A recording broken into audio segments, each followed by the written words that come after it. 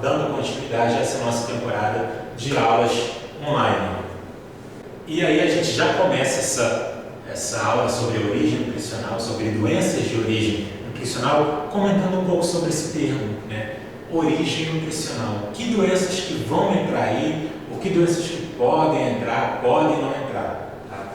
Desnutrição, por exemplo, seria uma doença de origem nutricional? Sim, pode ser, né? O animal parou de estar ingerindo menos alimento, né, por algum motivo, e obteve uma desnutrição. Só que também tem que ter cuidado, que às vezes esse animal ele está ingerindo o alimento normalmente, mas ele tem algum problema no metabolismo dele que não deixa com que os nutrientes cheguem aonde tem que chegar, cheguem à corrente sanguínea, ou então entrem dentro das células, dentro do organismo dele, para ser utilizado. E aí, nessa situação, eu posso já ter um olhar, por exemplo, será que é de origem nutricional mesmo? Né? Porque ele até está se alimentando, mas o problema é o metabolismo. Então, muito cuidado com esse termo origem nutricional, porque toda essa confusão, o que vai acontecer? Alguns livros vão colocar mais um grupo de doenças, outros livros mais outros grupos, porque dependendo do olhar que eu tiver, eu posso classificar algumas coisas como origem nutricional e outras não. Outro exemplo aqui da obesidade, né? A princípio, um problema de origem nutricional. O animal está ingerindo muito alimento, se tornou obeso. Mas eu posso ter um animal obeso porque ele tem hipotireoidismo, por exemplo. E aí é um problema na tireoide que ele tem. Tá? E aí, será que é um problema nutricional? Não, mas já foi um problema, né, de origem metabólica, de origem do metabolismo. Alergia também é a mesma coisa.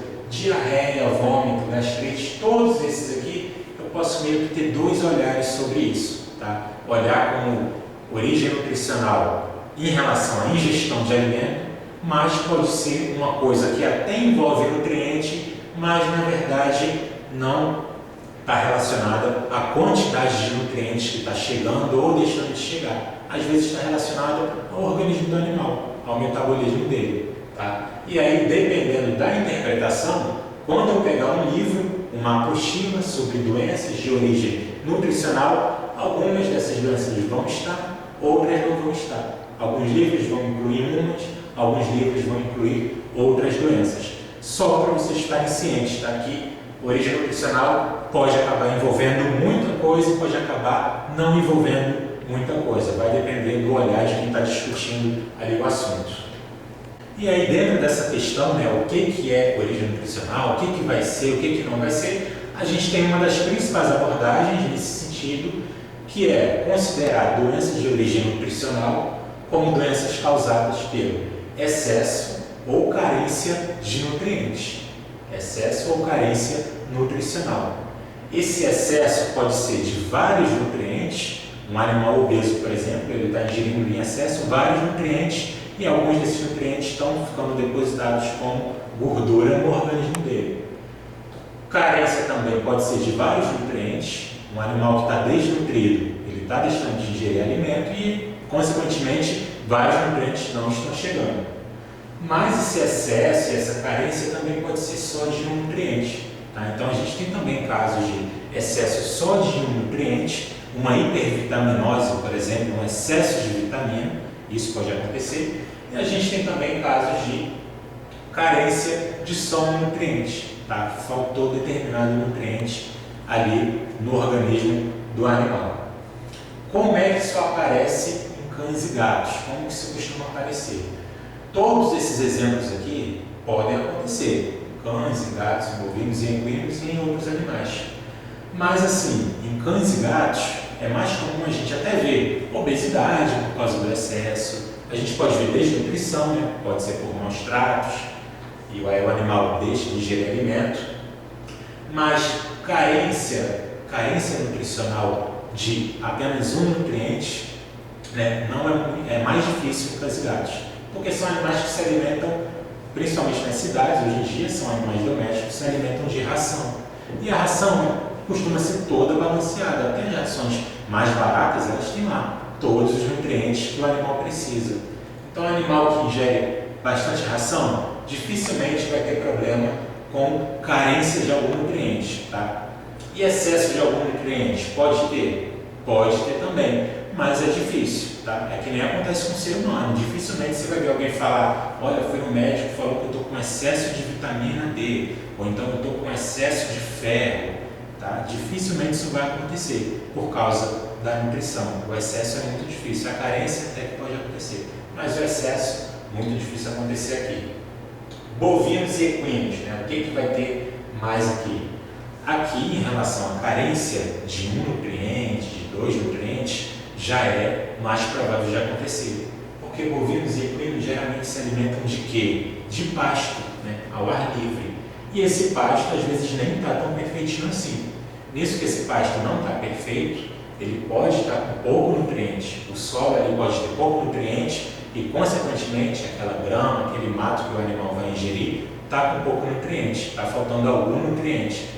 E aí, os bovinos e os equinos vão ter essa carência nutricional. Isso é muito comum dentro da veterinária, muitos casos de carência nutricional em grandes animais. Essa carência que é só de 1 ou 2 nutrientes. E aí a gente começa aqui já falando das doenças, né? Vamos começar pela obesidade, tá? Aqui a gente tem a obesidade em cães e gatos. Pode acontecer em grandes animais também, né? A gente prefere focar na questão de cães e gatos, dos pequenos animais. Na imagem, como vocês podem ver. Basicamente, qual é o motivo da obesidade? Não é segredo para ninguém. O animal está consumindo mais energia, ou seja, mais alimento, do que gasta. Consumo demais, gasto pouco, vou ter obesidade, vou ter um ganho de peso que pode levar à obesidade. Tá? E esse ganho de peso pode também estar relacionado a esses fatores aqui, ó. Petiscos altamente calóricos, então aquele pedaço de pizza super gordurosa que você vai dando para o seu animal, aquele resto de comida gordurosa, vai dando esses petiscos gordurosos e pode levar o animal à obesidade. Sedentarismo, tá? Um animal muito parado, muito quieto, não faz exercício, daí entra a questão do comportamento animal, né? A importância da gente sempre deixar, tanto para gato quanto para cachorro, brinquedos, né? Deixa bolinha, deixa linha, para esse animal se distrair, passeia com o animal, né? Sai com o animal, não deixa trancado o tempo todo, porque o sedentarismo, a falta de exercício, também vai ser um motivo para levar à obesidade. E por último aqui é a castração, que acaba gerando algumas alterações hormonais e esse animal fica mais fácil de engordar e mais fácil de desenvolver a obesidade. Como que eu faço o diagnóstico da obesidade? Para testar, olha, esse animal está obeso. Primeiro vejo o peso, né? Então alguns autores dizem que um peso que está 20% acima do normal já entra ali para a questão da obesidade. Tem a questão do sedentarismo, aí já é um sintoma, né, do animal obeso, né? O proprietário vai falar, olha, ele faz pouquíssimo exercício, até para andar, para fazer alguma coisa, estou vendo que ele está com muita dificuldade, isso é um sinal também. E o score de condicionamento corporal. Tá? O que é esse score? Né? É uma tabela que tem ali vários níveis de como esse animal pode estar, desde o mais magro, que é o nível 1, até o animal mais cheio, mais obeso, que é o nível 9. Nesse score a gente olha, tá? Interpreta e a partir dele a gente pode atestar se o animal está obeso ou não.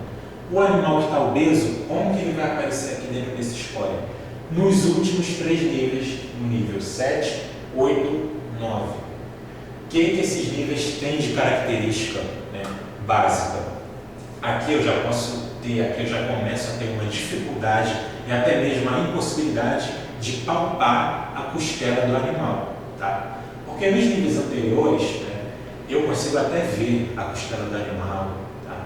Consigo apalpar, às vezes não consigo ver, mas consigo apalpar. A partir daqui já vai ficando muito difícil. Então, se o animal está engordando, aí você lá consegue apalpar a costela. Começou a ficar muito difícil, começou a ficar impossível você colocar a mão na costela do animal e perceber, provavelmente ele está entrando em obesidade. Agora aqui a parte de tratamento, né? Como que eu vou tratar essa obesidade? Também não é muito segredo para ninguém. Tratamento, eu vou consumir menos do que eu gasto, então reduz a alimentação do animal e faz mais exercício com esse animal, né? Sempre de forma gradativa, aos poucos.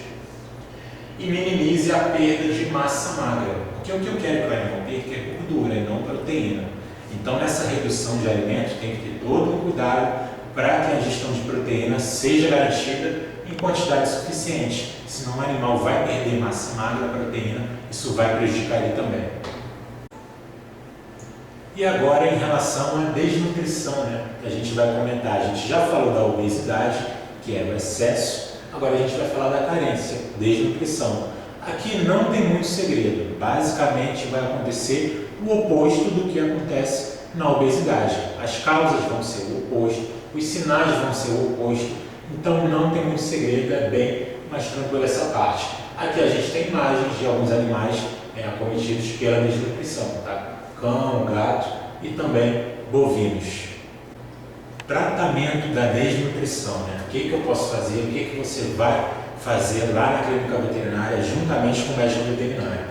Primeiro, uma reidratação, tá? O animal às vezes ele chega tão debilitado que não dá nem para oferecer alimento a esse animal. Primeiro você tem que hidratar, tá? Esse animal inclusive pode vir a óbito por simplesmente não conseguir engolir, de tão fraco que ele está. Então fazer uma reidratação, fazer às vezes a nutrição parenteral. O que é isso? Parenteral. Parenteral é uma nutrição que não vai ser do modo tradicional, que é pela boca, que a gente ingere os alimentos. A nutrição parenteral vai ser pela veia, vai ser intravenosa. Então, por via intravenosa, eu administro os nutrientes ali que esse animal está com carência, está em falta. Progressão na textura do alimento. Então, o aspecto da textura do alimento, se ele é mais rígido, mais mole, isso tem que ser dado de forma progressiva. Um animal que chega muito debilitado, eu não posso já oferecer daquela ração mais rígida. Forneço primeiro alimentos mais úmidos, então misturo a ração com uma coisa mais úmida um pouco, para depois ir progredindo com uma alimentação normal para aquela raça, para aquele cão ou gato. Outra medida, correção de déficit nutricional específico. O animal está desnutrido? Tá, tudo bem, então está faltando várias coisas nesse animal, vários nutrientes.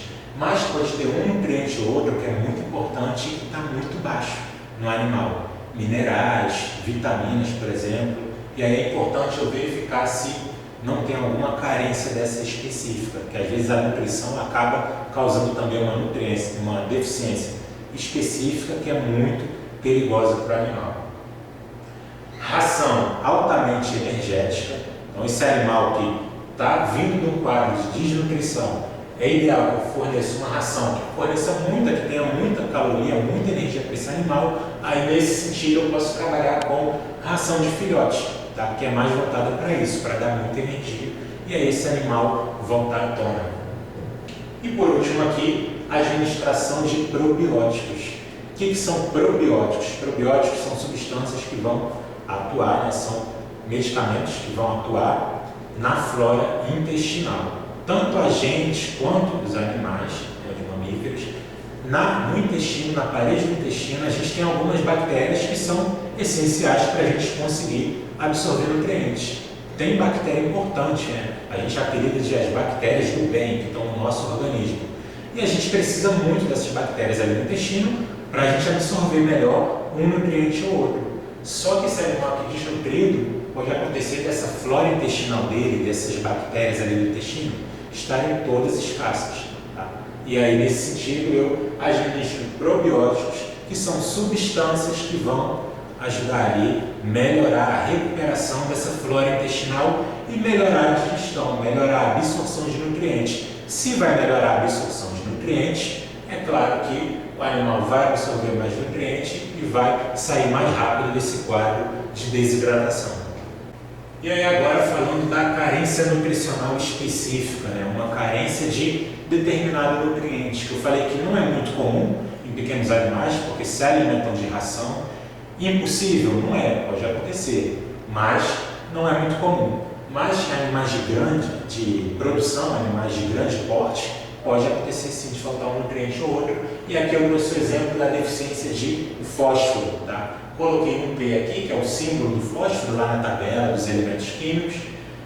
Deficiência de fósforo que é comum em bovinos. Tá? Geralmente vai afetar que tipo de animais? Animais criados em pastos. Então esse animal fica dependendo da qualidade daquele vegetal que está ali, do pasto. Se o pasto não estiver muito legal, às vezes é aquele pasto que cresce pouco, tá? Que tem uma coloração um pouco mais opaca, geralmente ali vai ter pouco fósforo nesse pasto e aí o animal vai ficar com deficiência de fósforo, vai faltar fósforo no organismo. Isso vai trazer uma série de problemas que a gente vai ver em seguida. Quais que vão ser então os sinais clínicos? Né? O que eu vou observar nesse animal que está com deficiência de fósforo, nesse bovino com deficiência de fósforo? Primeiro, fraturas ósseas espontâneas. Tá? Por quê? O fósforo ele atua junto com o cálcio. Ali para depositar, né? Tem todo um processo para o cálcio que o animal ingere chegar lá no osso. Nesse processo do cálcio chegar no osso, o fósforo é importante. Se eu estou com deficiência de fósforo, esse cálcio vai ter dificuldade para chegar no osso. E aí eu vou ter um osso com poros, porosidade óssea. E isso vai causar fraturas ósseas espontâneas. Esse é um dos sinais do animal que está com deficiência de fósforo. Outro sintoma, outro sinal, a perda de apetite. Tá? O que acontece? O bovino, o estômago dele tem muitas bactérias, muitos micro-organismos ali.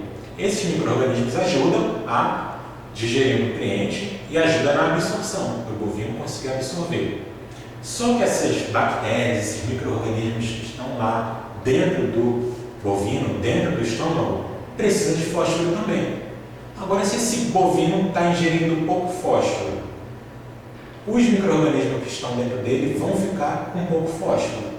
Não vão trabalhar direito, não vão funcionar normalmente, e aí esse estômago do bovino começa a ficar com muito alimento sem ser digerido, tá? Sem sofrer uma digestão adequada, e aí isso vai causar uma perda de apetite. Esse animal começa a perder apetite porque está tendo uma dificuldade. A flora, né, os micro-organismos ali do estômago estão tendo dificuldade para quebrar o nutriente, porque está faltando fósforo e micro-organismo também precisa de fósforo. Outro sinal, caquexia, que é uma perda de peso excessiva. Esse animal com falta de fósforo vai ter uma perda de peso excessiva. Claro, né? Se perder o apetite, vai ingerir menos alimento e vai ter essa caquexia, essa perda de peso. Outro sinal, osteofagia. Né? Na osteofagia eu vou ter o quê? A ingestão de ossos. Né? Geralmente o animal, o bovino, vai ficar mais lambendo o osso, mas pode eventualmente ingerir alguns fragmentos de ossos também. Para que ele faz isso? Porque o osso da gente, além de ter cálcio, tem fósforo também. E um animal com deficiência de fósforo no sangue, por instinto, ele começa a roer o osso. Então, você está vendo um bovino, o bovino come pasto, o bovino não come osso. E ele está lá roendo, lambendo o osso, provavelmente ele está com deficiência de fósforo. E aí já entra outra questão, outra doença, porque nisso que ele vai ficar lá lambendo esse osso, ele pode adquirir uma doença chamada botulismo. Tá? O que é essa doença botulismo? É uma doença causada por uma toxina de uma bactéria, e essa bactéria ela fica muito em carcaça. Tá? E na carcaça essa bactéria vai produzindo aquelas toxinas. Quando o bovino está lá raspando o osso, ingerindo o osso, ele vai acabar ingerindo essa toxina. Ingerindo essa toxina vai entrar em contato com o sistema nervoso do bovino e ele vai ter uma paralisia. Uma paralisia que a gente chama de paralisia flácida. Por que paralisia flácida? Não é uma paralisia rígida, que nem a gente vê no tétano, que o animal fica com os membros rígidos. Aqui é uma paralisia flácida, então o animal fica mole, tá? Por causa desse botulismo, por causa dessa toxina. E aí já entra lá aquilo que a gente falou lá no começo, que eu falava assim, vai ter uma certa confusão, né, de o que é origem nutricional, o que é doença de origem nutricional ou não é. Aqui, por exemplo, o botulismo, a princípio, não é doença de origem nutricional, é uma doença causada pela toxina de uma bactéria. Mas se a gente olhar um pouco mais para trás, todo o processo pode ser ocasionado por causa da deficiência de fósforo, que é por causa do quê? Do pasto ali que estava com pouco fósforo. Então, observando lá atrás esse botulismo, teve uma origem nutricional. Tudo começou lá com a falta de fósforo, que aí levou à ingestão de osso, que levou ao botulismo. Então, mais uma vez, entra aquela questão que eu falei lá no começo, né? Dessa classificação, o que é origem nutricional, o que não é de origem nutricional. Tratamento e prevenção, né? Como é que eu vou controlar, como é que eu vou minimizar essa carência nutricional de fósforo? Faço a correção do solo, tá? Se o pasto, né, o vegetal está com pouco fósforo, o solo também está com pouco fósforo. Então eu faço uma correção desse solo, faço uma adubação e administro ali fósforo nesse solo. Posso fazer uma suplementação do animal, então na ração ali, no alimento mesmo do bovino, eu adiciono fósforo na dieta para ele se recuperar e também eu faço a remoção das carcaças. Então viu carcaças de outro animal, até de outro bovino ali no pasto, retira, já para evitar esse problema. Tá? Aqui é para evitar mais até botulismo, essa questão de retirar as carcaças. E era isso que eu tinha para falar hoje. Até a próxima aula, continuem se cuidando e na próxima aula a gente vai falar um pouco sobre alguns cuidados que a gente tem que ter em canis. Tá? Até a próxima!